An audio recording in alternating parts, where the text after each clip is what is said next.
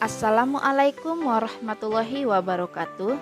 Halo semuanya, kembali lagi bersama saya, Nurse Citra Dirgahayu Esket, peserta Latsar CPNS PPSDM Regional Bandung, Angkatan ke-39 Kelompok 4. Pada kesempatan kali ini, saya akan menjelaskan sedikit tentang alur pelayanan ruang rawat inap khususnya bedah dan penyakit dalam di RSUD Tengku Sulung. Sebelum datang ke fasilitas kesehatan, pasien diwajibkan untuk mematuhi protokol kesehatan yaitu 3M.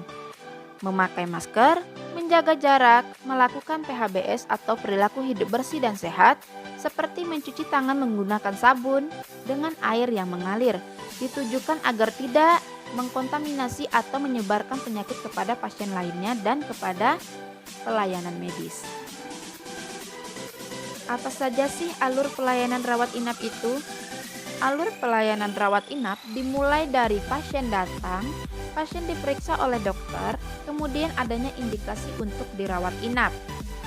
Penjelasan lebih lanjutnya, alur yang pertama, pasien datang melalui UGD ataupun poli rawat jalan ataupun rujukan dari puskesmas dan dokter klinik setempat. Sesuai dengan indikasi pasien, kegawat daruratannya apa dan seberapa butuh pasien terhadap bantuan medis di RSUD Tengku Sulung.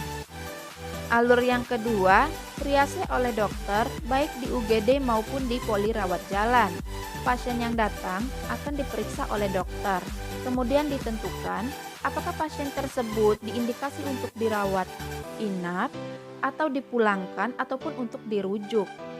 Fase yang ketiga atau alur yang ketiga, anjuran rawat inap sesuai status kegawat daruratan pasien.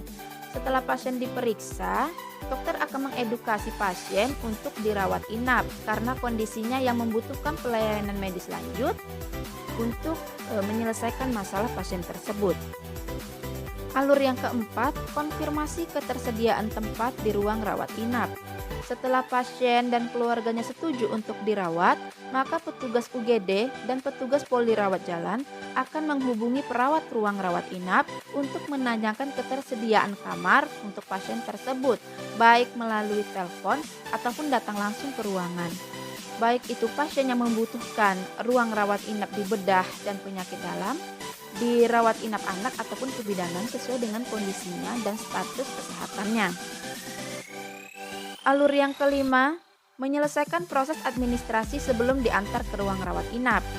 Pasien yang akan diantar harus menyelesaikan terlebih dahulu pembayarannya di UGD dan di poli rawat jalan, baik itu menggunakan kartu BPJS ataupun dengan sistem pembayaran umum. Alur yang keenam, pasien diantar ke ruang rawat inap, kemudian operan dengan perawat ruangan. Setelah selesai proses administrasi, pasien tersebut akan diantar ke ruang rawat inap setelah dikonfirmasi ruangan ada. Kemudian di ruangan akan dilakukan operan oleh sesama petugas tentang kondisi pasien terkini, obat-obatannya, dan juga instruksi dokter terhadap pasien tersebut. Perawat ruangan kemudian akan mengantarkan pasien ke kamar yang sudah di booking sesuai dengan kondisinya dan jenis kelaminnya. Alur yang ketujuh, pasien dirawat sesuai instruksi dokter penanggung jawab.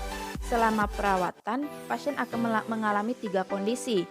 Yang pertama, bisa jadi pasien akan dirujuk apabila semakin gawat kondisinya dan fasilitas pelayanan kesehatan di RSUD Tengku Sulung kurang. Bahan-bahan medisnya kurang, maka pasien akan dirujuk. Kemudian kondisi yang kedua yaitu pasien dipulangkan. Apabila kondisinya semakin membaik, maka pasien akan diindikasi untuk pulang. Yang terakhir adalah pemulasaran jenazah. Apabila pasien kondisinya memburuk dan alat-alat bantuan hidup tidak bisa lagi menunjang kehidupannya, pasien tersebut meninggal, maka akan dipulangkan. Alur yang ke-8, menyelesaikan administrasi selama perawatan, baik pasien yang dirujuk, pasien yang akan dipulangkan maupun pasien yang meninggal selama dia dilakukan perawatan di ruang rawat inap, maka harus membayar administrasinya terlebih dahulu, baik itu menggunakan BPJS maupun menggunakan sistem pembayaran umum. Yang terakhir, yang ke-9, anjuran kontrol ulang.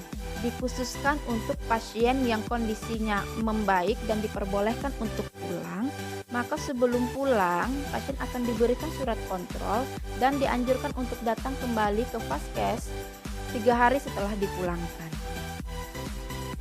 Demikianlah yang dapat saya sampaikan, lebih kurangnya mohon maaf.